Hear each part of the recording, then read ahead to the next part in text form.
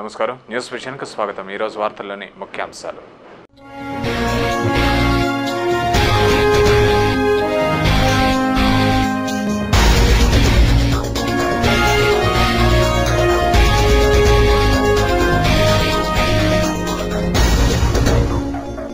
ఘనంగా నోముల పండుగ వేడుకలు, భక్తులతో కిటకిటలాడిన అమ్మవారి ఆలయాలు, భక్తి శ్రద్ధలతో కేదారేశ్వరి గౌరీ వ్రతాలు।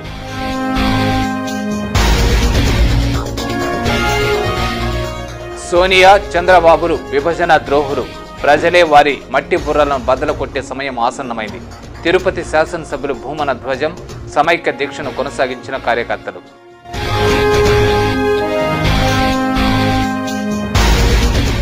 పార్లమెంట్ శీతాకాల సమావేశాల్లో ఎస్సీ వర్గీకరణకు చట్టబద్ధత కల్పించాలి। కుట్రలకు ఒడిగడితే 2014 ఎన్నికల్లో తగిన విధంగా బుద్ధి చెప్తాం। రాజకీయ పార్టీలకు ఎంఆర్పీఎస్ రాష్ట్ర అధ్యక్షులు వీరయ్య మాదిగ హెచ్చరిక।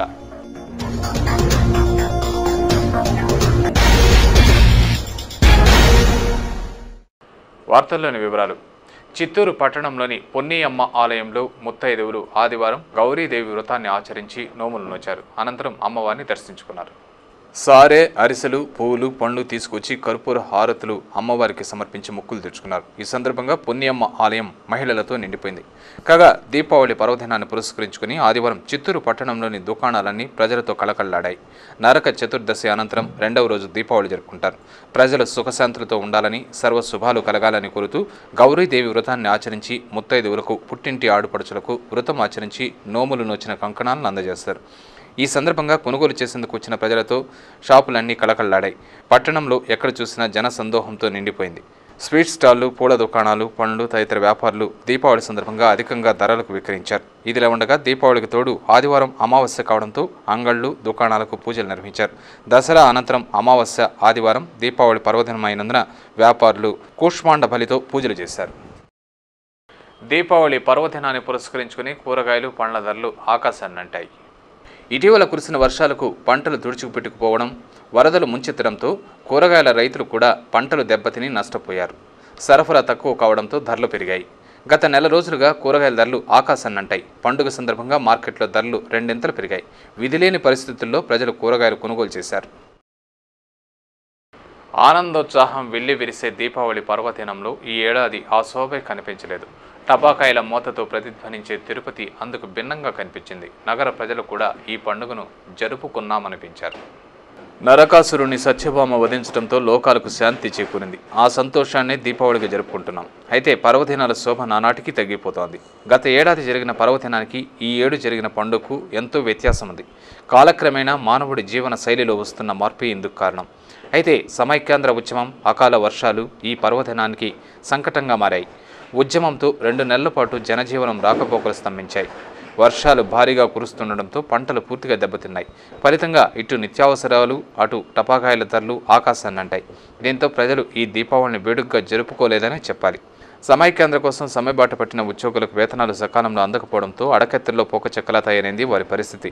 మధ్యతరగతి పేద ప్రజల పరిస్థితి ఇక చెప్పనవసరం లేదు। ఇదిలా ఉంటే అకాల వర్షం కూడా దీపావళికి ఆటంకంగా మారింది। ఆదివారం ఉదయం, సాయంత్రం వేళలో పడిన వర్షం ప్రజలను, వ్యాపారులను ఇబ్బందులకు గురిచేసింది। ప్రతి ఇంట ఆనందోత్సవాలు వెల్లివిరిసి ఈ పర్వదినాన ఆ శోభ అంతంత మాత్రమనే చెప్పాలి। టపాకాయల మూతతో మారుమోగే తిరుపతి అందుకు భిన్నంగా కనిపించింది। ప్రజలు కూడా దీపావళిని జరుపుకున్నామనిపించారు।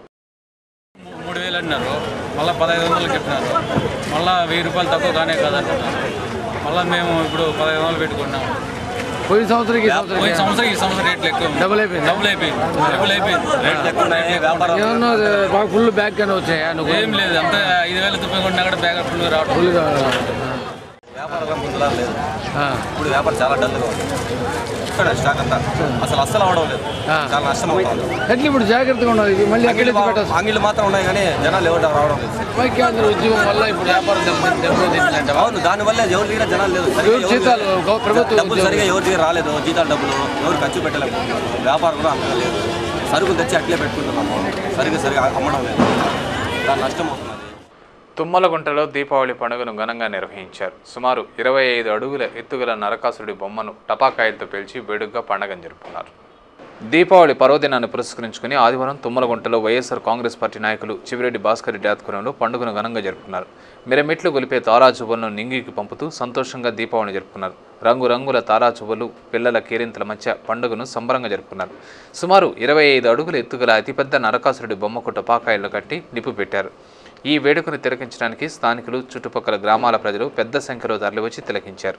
ఈ సందర్భంగా చివిరెడ్డి భాస్కర్ రెడ్డి మాట్లాడుతూ, ప్రతి సంవత్సరం తమ గ్రామంలో నరక చతుర్దశిని దీపావళి పండుగను ఘనంగా జరుపుకుంటున్నామని, అలాగే ఈ ఏడు కూడా పండుగను ఆహ్లాదకరమైన వాతావరణంలో పిల్లలు, పెద్దలు అందరం కలిసి సంతోషంగా పండుగను జరుపుకోవడం జరిగిందన్నారు. చెడుపై మంచి సాధించిన విజయానికి ఈ పండుగ ప్రతీక అని, నరకాసునికి పట్టిన గతే చెడ్డవారికి పడుతుందని చెప్పేదే దీపావళి అని అన్నారు. ప్రజలందరూ పండుగను ఘనంగా జరుపుకోవాలని, ఈ పండుగ వారి జీవితాల్లో వెలుగులు నింపాలని కాంక్షించారు. ఇది ఆనవాయితీగా ప్రతి సంవత్సరం వస్తున్నది. సత్యభామ నరకాసురుని వధించిన తర్వాత జనాలకు సంతోషాలతో కూడా దీపావళి ఎలా వచ్చింది, అందుకు సంకేతకంగా ఈరోజు ఈ కార్యక్రమాలను ఏర్పాటు చేశాం. ఇలా ప్రతి సంవత్సరం కూడా దీపావళి కార్యక్రమాన్ని ఏర్పాటు చేయడం ఆనవాయితీగా వస్తుంది. ఇవన్నీ కూడా ఈరోజు కూడినటువంటి దీపావళి జీవితాలు భగవంతుని ప్రార్థిస్తూ కార్యక్రమం. దీపావళిని పురస్కరించుకుని తిరుపతిలోని ఆలయాలు భక్తులతో కిక్కిరిశాయి. వేకోజామున మహిళలు అభ్యంగ స్నానాలు ఆచరించి భక్తి శ్రద్ధలతో లక్ష్మీదేవిని పూజించి మొక్కులు తీర్చుకున్నారు. ఆయుర ఆరోగ్యాలు, అష్టైశ్వర్యాలను ప్రసాదించాలని కోరుతూ నరక చతుర్దశి మరుసటి రోజున నోమును నోచుకోవడం ఆచారంగా వస్తోంది. రావణాసురుడి వద, శ్రీరాముడు వనవాసం పూర్తయి అయోధ్యకు చేరుకున్న రోజు, విక్రమార్క చక్రవర్తి పట్టాభిషేకం, 3 అడుగులు భూమి దానం ఇచ్చిన బలిని వామనుడు పాతాళానికి తొక్కిన రోజుగా ఈ రోజుకు ఎంతో ప్రాధాన్యత ఉందని పురాణాల గాథ. అయితే భారతీయ వైదిక సంస్కృతిలో దీపావళికి ఎంతో విశిష్టత ఉంది. మహాలక్ష్మి దేవిని పూజిస్తే సకల శుభాలు సిద్ధిస్తాయన్నది భక్తుల ప్రగాఢ విశ్వాసం కావడంతో ఆదివారం తిరుపతి బండ్లవీధిలోని శ్రీ రామాంజనేయ స్వామి ఆలయంలోనూ, స్థానిక శివాలయం వీధిలోని శ్రీ కల్పకాంబిక నీలకంఠేశ్వర స్వామి ఆలయంలోనూ మహిళలు ప్రత్యేక పూజలు నిర్వహించారు. భక్తి శ్రద్ధలతో అమ్మవారిని దర్శించి పూజించి మొక్కులు తెచ్చుకున్నారు. వీరికి ఎలాంటి ఇబ్బందులు కలగకుండా ఉండేలా ఆలయ అధికారులు ప్రత్యేక చర్యలు చేపట్టారు. సగం పార్వతి, సగం ఈశ్వరుడు, ఇద్దరు అర్ధనారీశ్వరుడు అంటారు. కేదారి ఈశ్వరుడు, అమ్మవారు కోపించి బయటకు వచ్చేస్తుంది ఈశ్వరుడి పైన.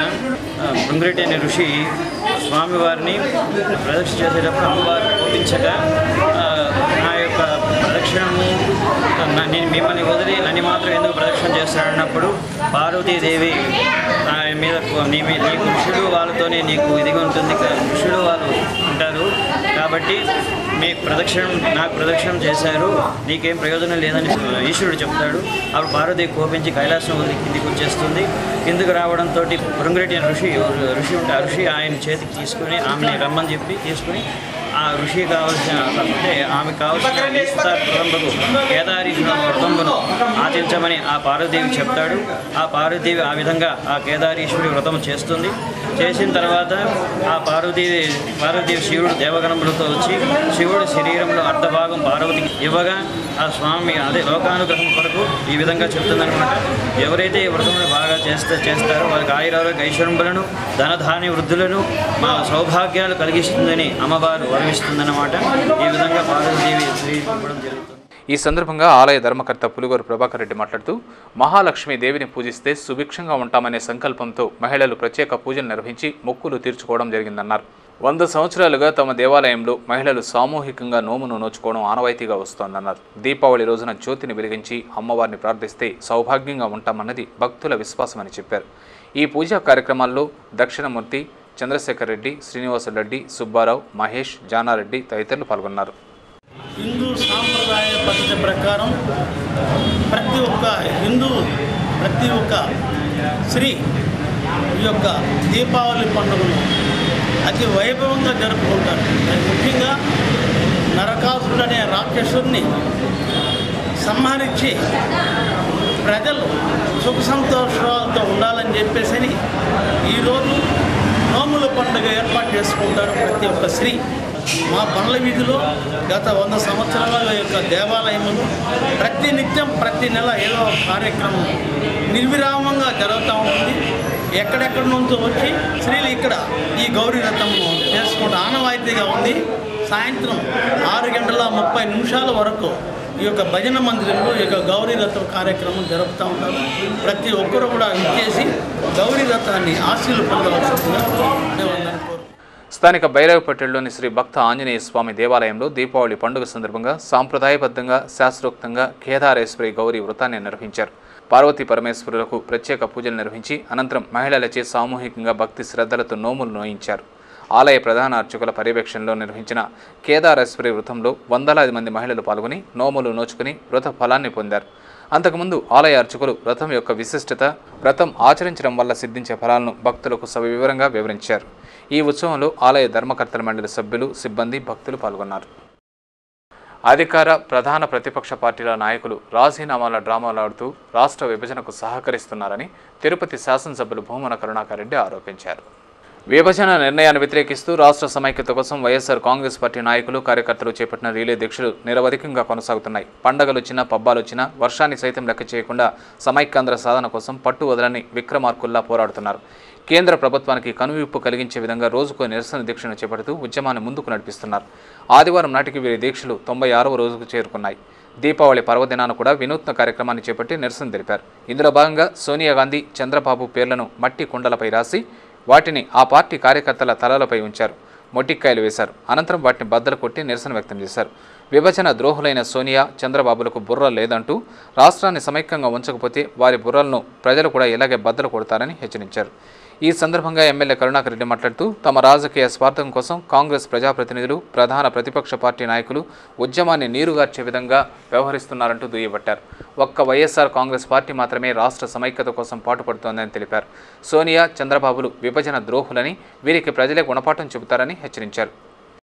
ఒక జగన్మోహన్ రెడ్డి గారు మాత్రమే సమైక్యాంధ్ర ఉద్యమం కోసమని పోరాడుతున్నటువంటి వ్యక్తిని, ఈ రాష్ట్రం సమైక్యంగా ఉండాలని కోరుకుంటున్నటువంటి ఏకైక పార్టీ వైఎస్ఆర్ కాంగ్రెస్ పార్టీ మాత్రమేనని ప్రజలు ప్రగాఢంగా విశ్వసిస్తున్నారు.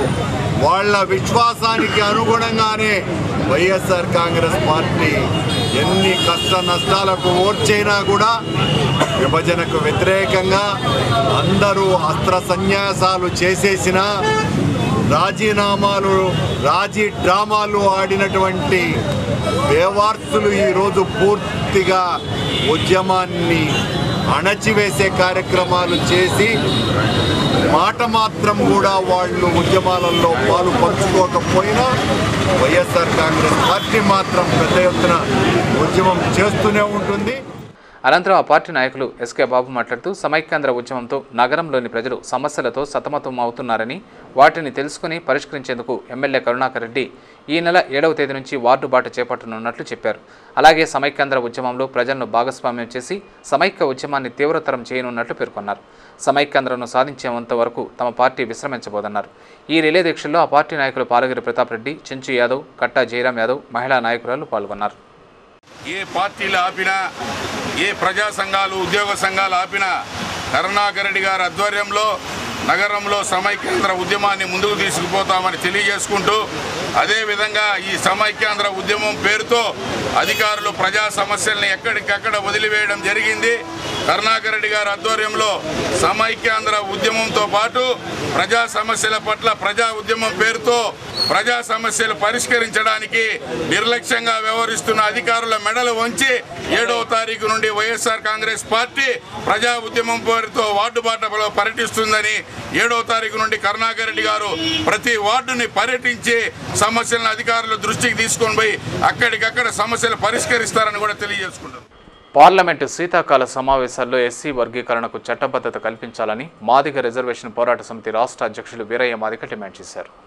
ఆదివారం తిరుపతి ప్రెస్ క్లబ్లో ఏర్పాటు చేసిన విలేకరుల సమావేశంలో ఆయన మాట్లాడుతూ ఎస్సీ వర్గీకరణకు ముఖ్యమంత్రి నాయకత్వంలో అఖిలపక్షం ఢిల్లీకి వెళ్లి పార్లమెంటు సమావేశంలో బిల్లుకు చట్టబద్ధత కల్పించాలని డిమాండ్ చేశారు. Justice Ramachandra Raju, Usha Mehra commission ABCD వర్గీకరణను సమర్థిస్తూ కేంద్ర ప్రభుత్వానికి నివేదిక సమర్పించడం జరిగిందన్నారు. సమైక్య రాష్ట్రంలోనే వర్గీకరణకు చట్టబద్ధత కల్పించాలన్నారు. బిల్లును పెట్టకుండా 2014 ఎన్నికలకు వెళ్తే వ్యతిరేకించిన రాజకీయ పార్టీలకు మాదిగ జాతి సత్తాను చూపుతామని హెచ్చరించారు. బిల్లు ఆమోదాన్ని కోరుతూ ఈ నెల 11వ తేదీ నుండి ఎంఆర్పీఎస్ ఆధ్వర్యంలో ఆందోళన కార్యక్రమాలు చేపడుతున్నామని, వచ్చే నెల 9వ తేదీన చలో ఢిల్లీని నిర్వహించి పార్లమెంట్ను ముట్టడిస్తామని హెచ్చరించారు. ఈ విలేకరుల సమావేశంలో రమణయ్య మాదిగ, మోషా మాదిగ, ఆశీర్వాదం మాదిగ, ఆదాం మాదిగ, సుధాకర్ మాదిగ, గంగులయ్య మాదిగ తదితరులు పాల్గొన్నారు. ఒకవేళ వర్గీకరణకు ఒత్తిడి పెంచకుండా మాదిగల జీవితాలతో చెలగాడడానికి ప్రయత్నం చేస్తే 2014 ఎన్నికల నాడు మాదిగలు ద్రోహం చేసిన పార్టీలకు ఉండడం చెప్పిన విషయాన్ని భవిష్యత్తులో పూర్తి చేస్తామని చెప్పేసి అందులో భాగంగానే డిసెంబర్ 9 తారీఖు నాడు గవర్నమెంట్ ముట్టడికి మాదిగ రిజర్వేషన్ పోరాట సమితి తలపడుతున్నది. అదేవిధంగా జిల్లాలోని అన్ని కార్యాచరణలకు పిలుపునిచ్చాం. మండల స్థాయి నుంచి జిల్లా స్థాయి వరకు మరి ప్రభుత్వ కార్యాలకు దిగ్బంధం చేయాలని మాదిగ మహిళా విభాగం, మాదిగ విద్యార్థి సంఘం, మాదిగ యువ సమాఖ్య అనేక వైపుల నుంచి కూడా ఉద్యమాన్ని మరింత శక్తివంతంగా తయారు చేసుకొని పార్లమెంట్లో వర్గీకరణ సాధించుకునే దిశగా ఎంఆర్పిఎస్ ఉద్యమాన్ని మరింత ముందుకు తీసుకెళ్తాం. ఈ సమాఖ్య రాష్ట్రంలోనే వర్గీకరణకు చట్టబద్ధత జరగాల్సిందిగా మేము ప్రభుత్వాన్ని డిమాండ్ చేస్తాం. భారీ వర్షాలతో నష్టపోయిన రైతులను పరామర్శించడానికి వెళ్లిన విజయమ్మను అడ్డుకోవడం బాధాకరమని వైఎస్ఆర్ కాంగ్రెస్ పార్టీ నగర కమిటీ అధికార ప్రతినిధి చంద్రశేఖర్ రెడ్డి ఆవేదన వ్యక్తం చేశారు.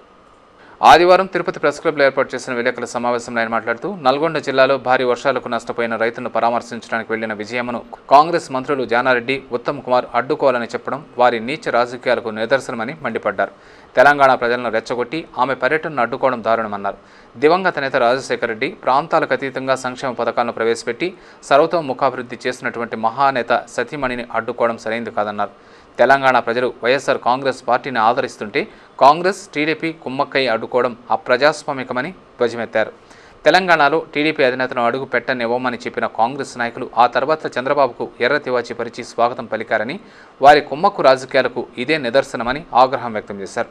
జగన్కు వస్తున్న ప్రజాదరణ చూసి ఓర్వలేక ఇలా చేస్తున్నారని, రాబోయే ఎన్నికల్లో ప్రజలే తగిన విధంగా బుద్ధి చెప్తారని హెచ్చరించారు. ఈ విలేకరుల సమావేశంలో ఆ పార్టీ నాయకులు తాళ్లూరి ప్రసాద్ బాబు, హర్ష, ఈశ్వర్ కుమార్, చందు, నాదముని, యోగాంజనేయ రెడ్డి పాల్గొన్నారు.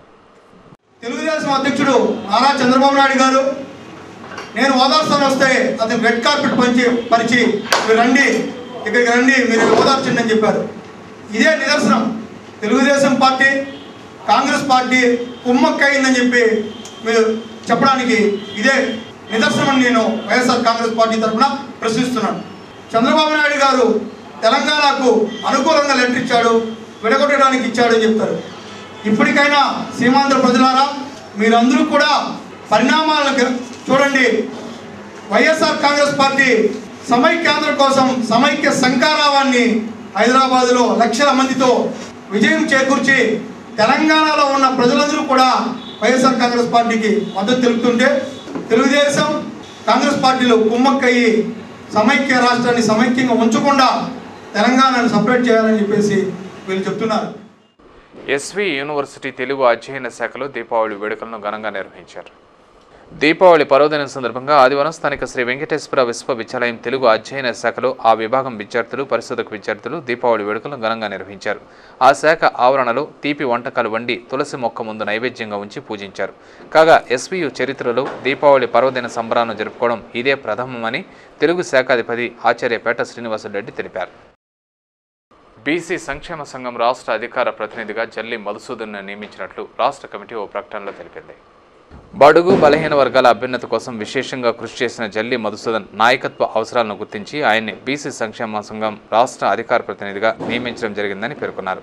ఆ సంఘం రాష్ట్ర అధ్యక్షుడు ఆర్ కృష్ణయ్య చేతుల మీదుగా ఉత్తర్వులు అందుకున్న జల్లి మధుసూదన్ ఈ సందర్భంగా మాట్లాడుతూ బీసీలు పల్లకీలు మోసే బోయిలుగానే ఉండకుండా రాజకీయ హక్కులపై అవగాహన పెంచుకుని చైతన్యవంతులు కావాలని, ఆ దిశగా కృషి చేస్తానని హామీ ఇచ్చారు. అలాగే తన పదవికి సహకరించిన పెద్దలకు ఆయన పేరు పేరున ధన్యవాదాలు తెలిపినట్లు ఓ ప్రకటనలో తెలిపారు. తిరుమలలో భక్తుల రద్దీ కొనసాగుతోంది. దీపావళి పండుగ సందర్భంగా 2 రోజులు సెలవు దినాలు కావడంతో భక్తుల రద్దీ క్రమంగా పెరుగుతోంది.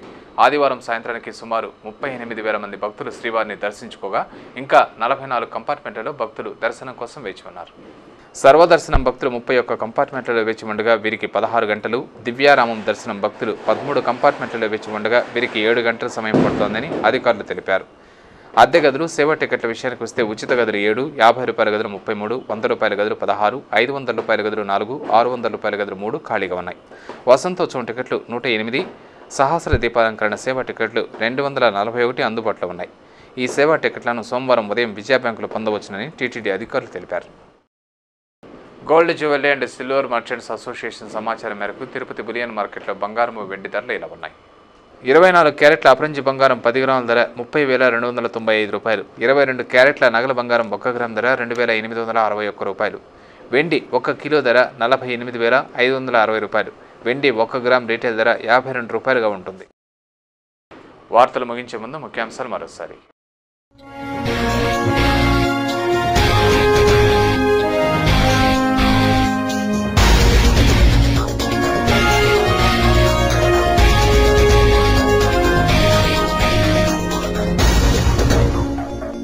ఘనంగా నోముల పండుగ వేడుకలు, భక్తులతో కిటకిటలాడిన అమ్మవారి ఆలయాలు, భక్తి శ్రద్ధలతో కేదారేశ్వరి గౌరీ వ్రతాలు.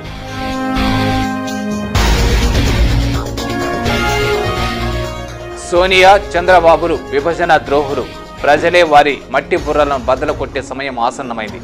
తిరుపతి శాసనసభ్యులు భూమన ధ్వజం, సమైక్య దీక్షను కొనసాగించిన కార్యకర్తలు.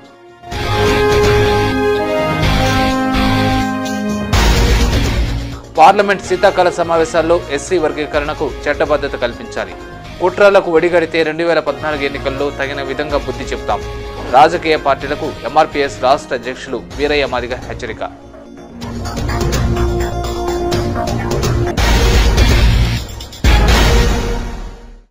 ఈ వార్తలు ఇంతటితో సమాప్తం. సమగ్ర సమాచారంతో న్యూస్ విషయంలో మళ్ళీ కలుసుకుందాం. అంతవరకు సెలవు. నమస్కారం.